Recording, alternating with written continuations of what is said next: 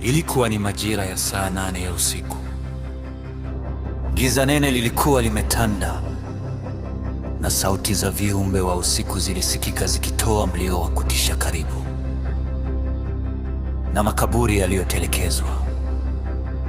Kundi la watu waliojifunika majoho meusi walikuwa wamelizingira kaburi moja mbichi ambalo lilionekana kuzikwa siku 2 tu zilizopita.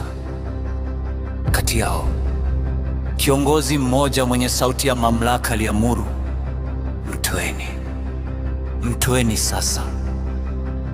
Moshi mzito wa ajabu ulianza kuvuka juu ya ardhi ile ya makaburi.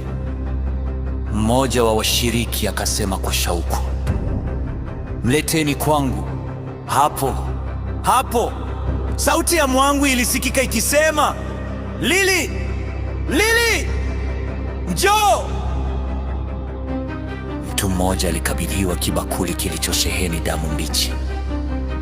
Alianza kuimiminia juu ya udongo wa kaburi lile. Ghafla ardhi ilianza kupasuka na kujifunua mitili ya kurasa za kitabu. Jeneza lizipanda juu likizunguka kwa kasi kama feni, kisha likatua ardhini kwa kishindo kizito kilichotikisa eneo lile.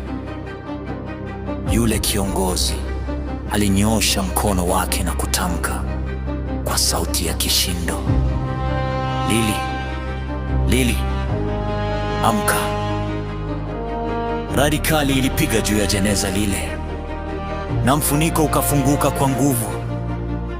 Ndani yake alionekana binti mdogo wa miaka 7 akiwa na pamba masikioni na puani. Mwamsheni! Sauti nyingine iliamuru. Walichukua chetezo kilichokuwa kinatoa moshi mzito na kuanza kumfukiza. Moshi ule ulibadilika rangi na kuwa mwekundu kama moto. Macho ya binti yule yalifunguka alipoona kundi lile la watu wenye sura za kutisha. Hofu ilimtawala, lakini sauti ya upole wa bandia ilimtuliza.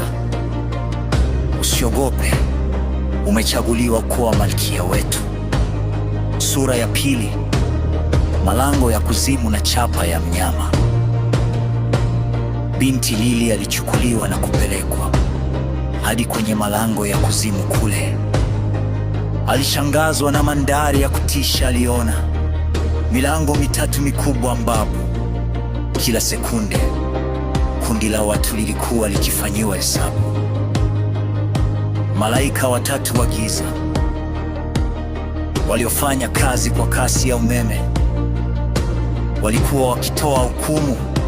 Kila mmoja alikuwa na upanga wenye makali kuwili, upande mmoja wa kuhukumu na mwingine wa kuthibitisha kifo.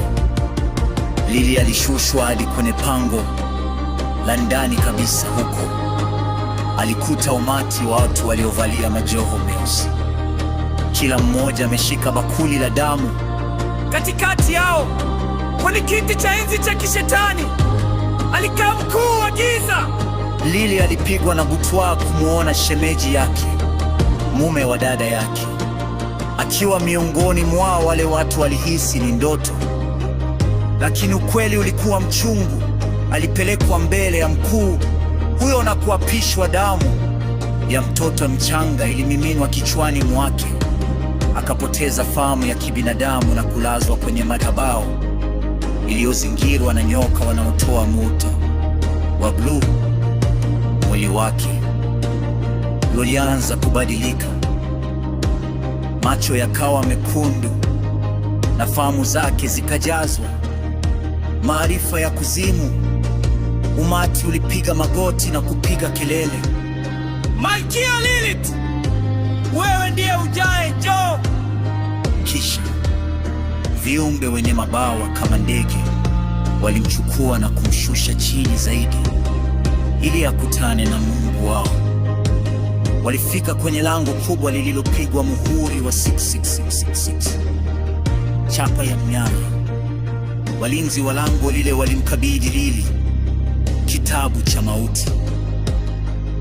Baada ya kusaini kwa damu, milango ilifunguka na kumwona kiumbe mfano wa mwanadamu aliyefungwa minyororo, bawa zake zikiwa zimeoza lakini hafi.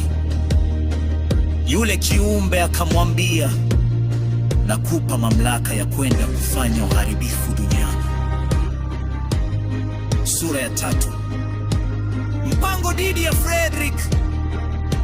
Wakati huo katika ulimwengu wa roho, malaika mmoja wa giza alisema, namuona kijana mmoja anaitwa Frederick. Huyu atakuja kuwa mwinjilisti mkubwa. Lazima tupandikize roho ya uuni, wizi na kiburi ndani yake, ili mpango wa Kristo usifanikiwe.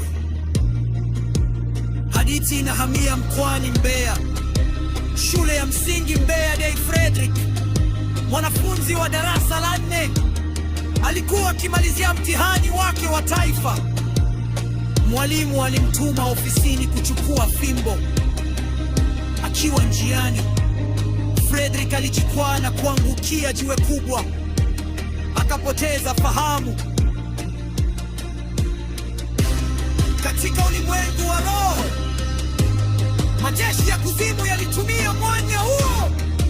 Walijaribu kuiondoa nafsi yake na kupandikiza roho ya ujeuri na ukofi. Frederick alipozinduka hospitalini, hakuwa aliona kijana mkuona tena.